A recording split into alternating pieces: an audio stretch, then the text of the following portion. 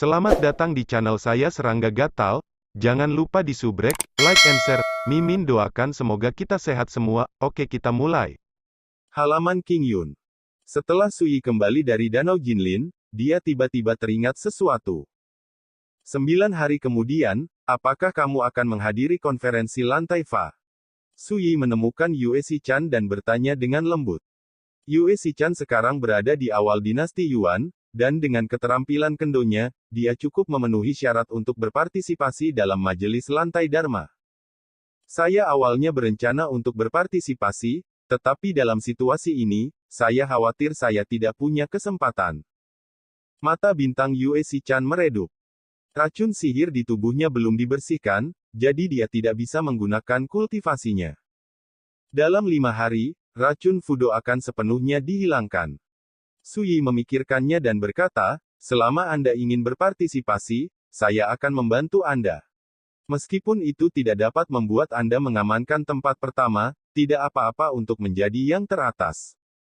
Berbicara tentang ini, dia tersenyum dan berkata, tentu saja, peringkat tidak penting, yang penting adalah bahwa di konferensi lantai Dharma, beberapa lawan yang kuat sudah cukup untuk bertindak sebagai batu gerindra pedang, untuk meningkatkan ilmu pedang mereka sendiri. Yue Xichan tertegun sejenak, sedikit bingung, dalam waktu sesingkat itu, saya takut yang abadi akan datang, dan dia tidak akan dapat membuat terobosan dalam kultivasinya. Saudara Su, mengapa dia begitu percaya diri? Sui tidak menjelaskan, dan berkata langsung, ayo, mari kita pergi ke kota dan melihat apakah kami dapat membantu Anda membeli pedang roh yang berguna. Yue Xichan membeku sejenak dan berkata, aku punya pedang. Sui membalik tangannya dan mengeluarkan pedang, dan berkata, apa yang kamu bicarakan? Pedang ini lebarnya 3 kaki 2 inci, lebar 3 jari, dengan tali merah diikatkan pada gagangnya. Warna tali merah di gagangnya redup, dan ada beberapa celah halus di kedua sisi bilahnya, yang sangat menyilaukan. Ini adalah pedang roh Yuan Dao, yang dianggap sebagai harta karun di dunia. Di mata Sui, pedang ini hanya bisa dianggap biasa-biasa saja, dan pedang ini jelas menemani Yue Xichan untuk bertarung untuk waktu yang lama, dan bilah yang patah sudah cukup untuk membuktikannya. Sui tidak bisa menahan perasaan kasihan di hatinya. Dia mungkin bisa membayangkan adegan ketika Yue Xichan berangkat dari Dazhou, berjalan-jalan di pegunungan dan sungai sendirian, makan dan tidur di udara terbuka. Faktanya, harta milik Yue Xichan memang menyedihkan. Ketika dia diselamatkan dari Huan Xixia, Sui tidak menemukan apapun yang berharga dari harta yang dia bawa. Ini adalah rasa malu dari para pembudidaya lepas. Tanpa dukungan klan dan perlindungan sekte, tidak diragukan lagi terlalu sulit untuk mendapatkan sumber daya budidaya seperti latihan, batu spiritual, dan harta. Itu adalah Sui. Alasan mengapa dia memutuskan untuk datang ke Daxia adalah karena Dazu dan negara-negara terpencil dan kecil lainnya tidak memiliki sumber daya yang cukup untuk memenuhi kebutuhan budidaya. Dia telah bertarung lebih dari 100 kali dalam pertempuran berdarah, dan dia adalah partnerku yang paling bisa diandalkan. Sui bisa merasakan bahwa Yue Xichan memiliki perasaan yang tidak biasa terhadap pedang ini. Itu seperti pedang pertama, Chen Feng, yang dia buat setelah membangkitkan ingatannya tentang kehidupan masa lalunya. Namun bagi Sui, pedang ini memiliki arti yang luar biasa. Tidak diragukan lagi, pedang burung pipit putih ini sama dengan Yue Xichan. Pedang ini tidak bisa lagi digunakan, atau akan dihancurkan. Sui berkata, dan menyerahkan pedang White Sparrow kepada Yue Xichan, namun, kamu dapat menyimpannya, seperti merek yang mudah diingat, ketika kamu menginjak bagian atas pedang di masa depan, periksa pedang ini. Ini seperti mengamati niat awal ketika mencari kendo, agar tidak kehilangan diri di puncak. Nilainya akan melebihi imajinasi Anda di masa depan. Ada nada emosi dalam suaranya. Jika Anda dapat dengan jelas mengingat niat awal ketika Anda pertama kali menginjakkan kaki di jalan, itu akan seperti perahu yang hanyut di lautan yang menemukan jangkarnya sendiri, dan tidak akan lagi melepaskannya angin dan ombak tanpa batas.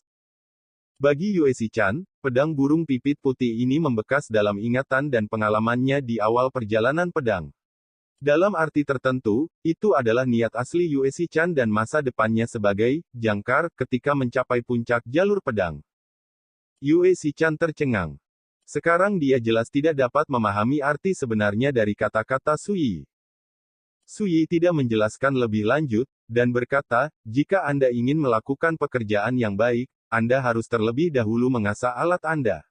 Sebagai pendekar pedang, Anda harus memiliki pedang roh yang sesuai dengan ilmu pedang Anda sendiri. Ayo pergi ke kota. Satu kali. Setelah mengatakan itu, dia berbalik dan berjalan keluar dari halaman. Kakasu terlalu mendominasi. Jangan beri aku kesempatan untuk menolak. Saya sedikit malu, tetapi Yue Chan, yang akan menolak, melihat ini, dia tidak bisa menahan perasaan tidak berdaya, tetapi dia mengikuti dengan patuh. Gadis itu diam-diam khawatir, saya berencana untuk melakukan hal-hal di sisi saudara Su untuk membalas kebaikan saya, tetapi sekarang, sebaliknya, saya meminta saudara Su untuk memikirkan saya di mana-mana dan membantu saya. Ini terus berlanjut. Tapi apa cara terbaik?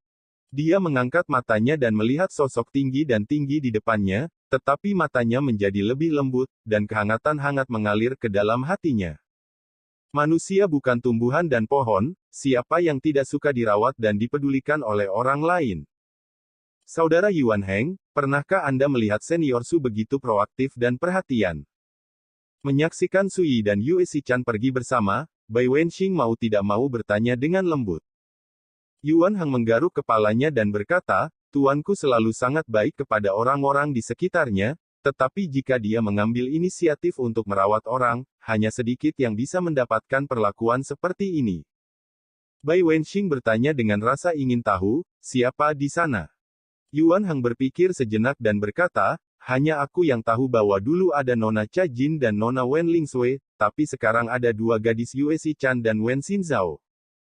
Semuanya perempuan. Bai Wenxing tinggal sebentar. Ya, ini. Bai Wenxing tercengang dan berkata, kalau begitu gadis-gadis ini pasti lebih cantik dari satu sama lain. Tentu saja. Yuan Heng menjawab tanpa ragu-ragu. Mata Bai Wenxing aneh, dan setelah beberapa saat, dia berkata dengan serius, Saudara Yuan Heng, dalam hal ini, Anda tidak boleh belajar dari senior Su.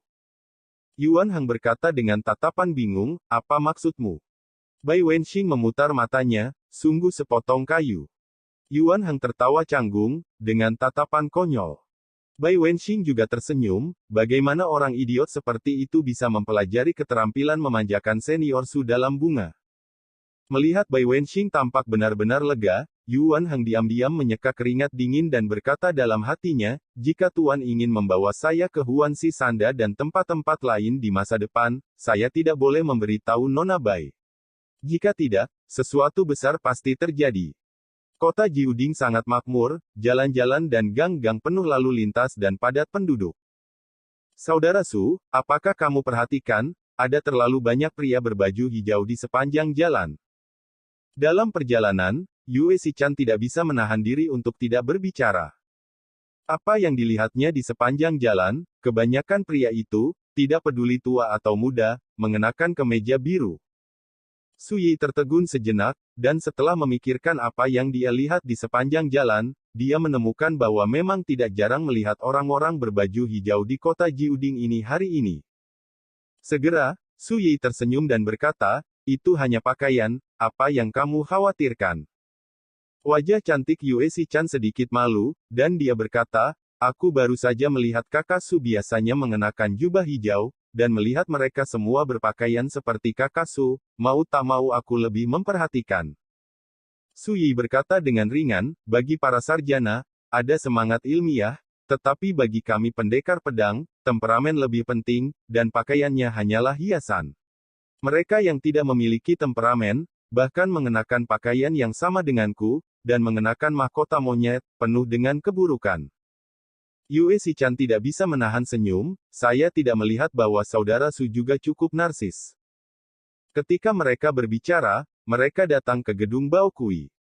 Seperti Huan Xixia dan Yun Zelu, Baokuilu juga merupakan salah satu dari 4 bangunan terkenal di kota Jiuding. Dikatakan bahwa harta yang dijual di Baokuilu semuanya adalah harta karun. Tidak peduli tingkat beku apa, selama mereka mampu membeli uang, mereka dapat membeli harta yang mereka sukai. Ketika Sui dan Yue Xichan tiba, mereka menemukan bahwa di gedung Baokui hari ini, bisnisnya sangat panas, ada banyak orang dan orang-orang sibuk dengan orang-orang.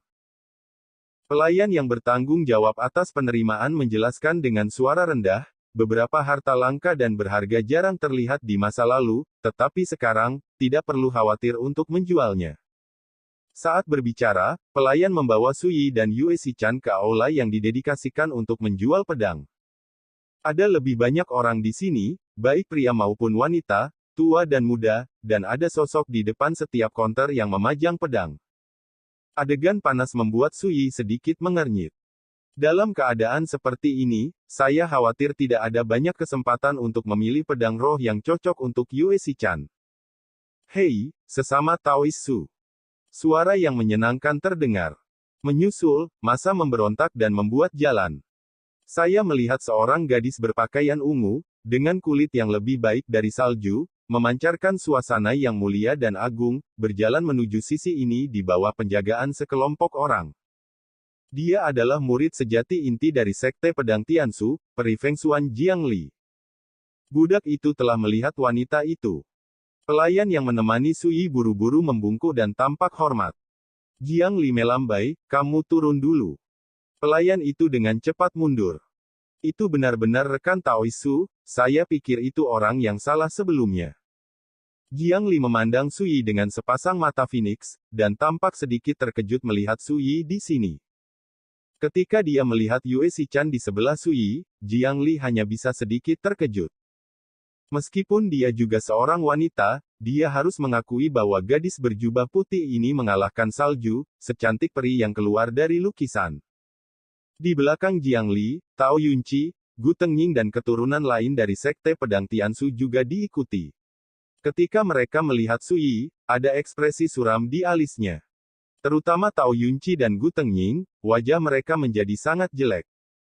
Belum lama ini, di pegunungan tempat kota hantu, kerajaan King Huai, berada, Tao Yunqi dan Gu Tengying sama-sama dikalahkan oleh Sui. Sekarang saya melihat Sui lagi, bagaimana saya bisa memiliki wajah yang bagus. Namun, ketika mereka melihat Yue Xichan di sebelah Sui, mereka semua menggelengkan kepala, merasa kagum. Inilah keindahan-keindahan. Dimanapun Anda berada, Anda akan menjadi pusat perhatian. Terlebih lagi, Yue Xichan tidak cantik dalam arti umum, karena memasuki rumah harta karun ini, kemanapun dia pergi, itu akan menarik perhatian besar. Seperti sebelumnya, Jiangli benar-benar menemukan Yue Xichan terlebih dahulu, lalu mengenali Sui yang menemani Yue Xichan. Kecantikan dan temperamen Jiangli juga luar biasa. Yang jarang adalah dia memiliki aura mulia berada di posisi teratas untuk waktu yang lama, dan dia tidak kalah dengan Yue Xichan saat itu. Untuk sesaat, kehadiran mereka berdua menarik perhatian sebagian besar orang yang hadir. Qiyu Hengkong juga mengikuti di belakang Jiangli. Ketika dia melihat Sui, dia mau tidak mau menunjukkan kegembiraan, mengepalkan tinjunya dan menyapanya, teman Su Taois. Sui mengangguk ke Qiyu Hengkong, lalu mengalihkan pandangannya ke Jiangli, dan bertanya sambil berpikir, apakah membangun Baokui ini adalah bisnis klan Jiang Anda? Jiangli tersenyum sedikit, mengangguk dan berkata, ya, jika rekan Taoisu melihat harta karun, selama Anda melaporkan nama saya, Anda pasti akan memberikan harga yang memuaskan kepada sesama Taois. Sui berkata, apakah ada tempat untuk memperbaiki alat di sini? Jiangli tertegun, dan berkata, tentu saja, lokakarya pemurnian item kami di gedung Baokui dianggap sebagai yang teratas di seluruh kota Jiuding. Apakah Anda ingin mengundang master pemurnian item untuk memperbaiki item tersebut? Berbicara tentang ini, dia sedikit mengernyit dan merenung, jika ini masalahnya, saya khawatir Anda akan mengecewakan rekan-rekan Taois, karena konferensi lantai Dharma akan segera datang. Sekarang kilang Baokui Lou para pengrajin ahli di bengkel semua memiliki tugas di tangan, dan saat ini, mereka diundang untuk membuat kerajinan, tetapi hampir tidak ada harapan. Dia memandang Sui dengan mata Phoenix-nya, dan berkata, tentu saja, jika sesama Taois membutuhkannya, saya bersedia untuk maju dan melihat apakah saya dapat membantu sesama Taois untuk mengundang seorang pengrajin untuk memperbaiki keahliannya. Awalnya, dia tidak memiliki banyak persahabatan dengan Sui. Bahkan jika dia benar-benar ingin peduli, ada konflik, dan pada akhirnya, dia mengambil inisiatif untuk memilih untuk menyerah dan meminta maaf. Sekarang saya melihat Sui, saya dapat berbicara dengan murah hati untuk menyambut tamu. Dalam keadaan seperti itu, tentu saja, dia tidak akan benar-benar ingin membantu Sui. Bagaimana mungkin Sui tidak mendengar sikap Jiang Li yang tampak antusias, tetapi sebenarnya sedikit acuh tak acuh. Dia tidak peduli tentang ini, dan berkata langsung, saya tidak membutuhkan pengrajin, saya hanya membutuhkan tempat untuk kerajinan. Jika Baokuilu dapat menyediakan tempat seperti itu akan lebih baik. Jika tidak, saya akan pergi ke suatu tempat. Kalau tidak, Jiang Li sedikit tercengang, dan berkata, ada beberapa tempat untuk peralatan pemurnian, tetapi rekan Taois Su. Mungkinkah Anda juga mahir dalam peralatan pemurnian? Sui berkata dengan ringan, saya mengerti sedikit, jangan khawatir, saya akan membayar uang yang sesuai. Jiang Li tersenyum dan berkata, ini hanya masalah sepele. Bagaimana saya bisa meminta uang dari sesama Taois? Saya hanya akan pergi ke bengkel penyulingan. Rekan-rekan Taois, silakan ikut dengan saya. Berbicara dan memimpin jalan. Saudara Su, apakah kamu benar-benar ingin memperbaiki senjata? Yue Shichan mau tidak mau bertanya. Sui berkata dengan santai, saya baru saja melihat bahwa pedang di tempat ini tidak layak untuk Anda, lebih baik bagi saya untuk membuat pedang untuk Anda sendiri. Jiang Lidai, yang berjalan di depan, mengangkat alisnya dan merasa sedikit tidak nyaman. Orang ini, benar-benar meremehkan pedang yang dipajang di gedung Baokui. Ini adalah pembudidaya hebat dari Dao spiritual, tetapi saya tidak berani mengatakan itu. Tao Yunci tidak bisa menahan cibiran, Sui, apakah menurutmu pedang yang kamu buat sendiri bisa lebih baik daripada pedang roh di Baokuilu? Sui berkata dengan ringan, pedang spiritual memiliki kualitas yang berbeda, tetapi mereka belum tentu berkualitas tinggi, sehingga cocok untuk setiap pembudidaya pedang. Berbicara tentang ini, dia memandang Tao Yunci dan berkata, apakah keturunan sekte pedang Tiansu tidak memahami kebenaran yang begitu sederhana? Ditatap oleh Sui, Tao Yunci merasa pusing untuk sementara waktu, tetapi dia tidak akan pernah melupakan bagaimana dia dikalahkan oleh Sui sejak awal. Namun, sekarang di gedung Baokui, yang merupakan situs Jiang Li, jadi Tao Yunci tidak takut. Sui berani main-main. Dia menggigit peluru dan berkata, tapi kamu tidak bisa meremehkan pedang roh Baokuilu. Jika kamu tidak pantas mendapatkannya, kamu tidak pantas mendapatkannya. Aku hanya mengatakan yang sebenarnya. Sui Dao. Tao Yunci mendengus dingin, sungguh, kalau begitu aku benar-benar ingin melihat pedang macam apa yang bisa kamu buat Sui nanti. Sui terlalu malas untuk memperhatikan kekalahan ini. Dia membuat pedang roh untuk Yue Shichan, bukan untuk dilihat orang lain. Percakapan antara keduanya jelas jatuh ke telinga Jiang Li dan yang lainnya, dan mereka merasa sedikit tidak bahagia di hati mereka. Mereka merasa Sui terlalu arogan. Pedang roh keluar. Lokakarya pemurnian terletak di belakang gedung Baokui. Ini adalah aula yang sangat luas dengan ruang pemurnian yang berbeda. Ketika Jiang Li tiba dengan semua orang, ada sekelompok orang yang menunggu di sana. Pemimpinnya adalah seorang pemuda berpakaian linen polos. Sepasang mata terbuka dan tertutup, seperti pedang yang tajam dan menakutkan, ganas dan menakutkan. Ketika pembudidaya biasa melihat pemuda ini, seolah-olah mereka melihat pedang yang telah diasah sampai mati. Sungguh niat pedang yang tajam dan mengerikan. Mata bintang Yue Shichan sedikit menyipit. Sebagai seorang pembudidaya pedang, dia dapat dengan jelas merasakan bahwa pemuda berkabung-kabung ini memiliki niat pedang yang sangat menakutkan. Kuat, sangat kental dan dingin. Sui juga melirik pemuda berbaju linen itu. Pada tahap akhir Stargathering Realm, niat pedang berputar di sekitar tubuh, dan ki menembus dan tajam. Ini adalah tanda bahwa niat pedang yang dikuasai telah ditempa ke tingkat yang sempurna. SWOT intent terkait dengan ritme Master Tao. Ranah Daoyun di tingkat Yuan Dao dibagi menjadi 4 tingkatan, awal, mengetahui mikro, daceng, dan penyempurnaan. Pemuda berbaju karung ini dapat menyempurnakan niat pedang ke tingkat yang sempurna, dan dia memang karakter terkemuka di tingkat Yuan Dao. Di Kyushu yang liar, Anda juga dapat bergabung dengan barisan murid sejati dalam Taoisme kuno. Kakak Yuen sudah lama menunggu. Jiang Li berbicara dengan lembut. Tao Yunqi, Gu Tengying dan keturunan lain dari Sekte Pedang Tiansu semuanya saling menyapa dengan kagum. Yuan Su, kepala pedang generasi muda Sekte Pedang Tiansu, salah satu penyihir paling mempesona dari generasi muda Daxia, Wen Xinzhao dari kuil Yuntian, Li Handeng dari Sekte Tao Qingyi, Buddha dari kuil Mahacan Hukum Debu terkenal. Selama Master Yu dapat meningkatkan kekuatan pedang, Floating Gold, saya ke level yang lebih tinggi, saya akan bersedia menunggu sampai upacara lantai dimulai. Melihat Jiang Li, wajah keras batu Yu Wensu menunjukkan senyum. Jiang Li berkata dengan lembut, keterampilan keahlian Master Yu sudah cukup untuk menempati peringkat 3 teratas di kota Jiuding, dan saudara laki-lakiku adalah seorang penyihir pendekar pedang yang sangat dihargai oleh Master Yu, aku yakin Master Yu tidak akan mengecewakannya. Siapa dua orang ini? Yu Wensu memandang Sui dan Yue Chan.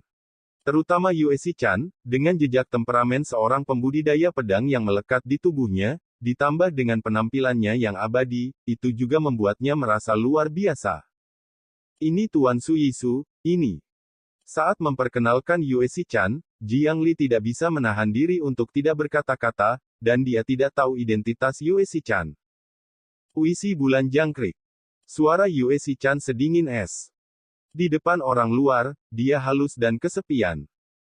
Sui sedang tidak ingin menyambutnya, dan berkata, Nona Jiang, tolong atur ruang pemurnian untuk saya. Baik. Segera, Jiang Li memanggil pelayan bengkel dan memberi beberapa perintah, dan pelayan membawa Sui dan Yue Chan ke kedalaman bengkel. Su yang bermarga ini sangat kuat, memiliki mata di atas, dan arogan dan mendominasi. Kakak senior Jiang, kamu seharusnya tidak membantu orang seperti ini. Tao Yunqi tidak bisa menahan diri untuk tidak mengeluh. Yang lain juga berkata, ya, berbicara tentang itu, Su ini memiliki konflik dengan kami. Kakak senior Jiang mengabaikan kecurigaan sebelumnya dan memberinya bantuan. Pedang Cuilu tidak sebagus pedang yang dia buat dengan tangannya sendiri, dan itu benar-benar menyebalkan. Yu Wensu mengerutkan kening, orang ini memiliki konflik dengan Sekte Pedang Tiansu kami. Jiang Li memandang Qiyu Hengkong dan berkata, omong-omong, ini ada hubungannya dengan junior brother Qiyu. Dia secara singkat dan ringkas menceritakan konflik yang terjadi di kota hantu, kerajaan King Huai. Tapi Tao Yunqi dan Gu Tengying menundukkan kepala karena malu. Bagi mereka, ini adalah aib besar, dan dibesarkan kembali pada saat ini tidak berbeda dengan dihukum oleh cambuk. Yu Wensu melirik dingin ke arah Tao Yunqi dan Gu Tengying, dan berkata, betapa bodohnya kamu memfitnah sesama murid dan saudaramu di depan orang luar. Sepertinya kamu tidak memiliki kesadaran seperti itu, sungguh mengecewakan. Kata-kata itu membuat Tao Yunqi dan Gu Tengying berkeringat dan menggigil. Yu Wensu memandang Jiang Li lagi, dan berkata, saudari junior Jiang, kamu memilih untuk meminta maaf dan menyerah pada saat itu, karena kamu pikir kamu tidak bisa mengalahkan Sui itu. Menghadapi matanya yang tajam seperti pedang, Jiang Li tidak mengubah wajahnya, dan berkata dengan ringan, jumlah kemenangan dan kekalahan hanya dapat diketahui setelah pertarungan yang sebenarnya, tetapi saya harus mengatakan bahwa Sui adalah orang yang sangat berbakat. Lawan yang tangguh, saya memilih untuk mundur saat itu, hanya karena tidak perlu bertarung untuk hal-hal sepele seperti itu.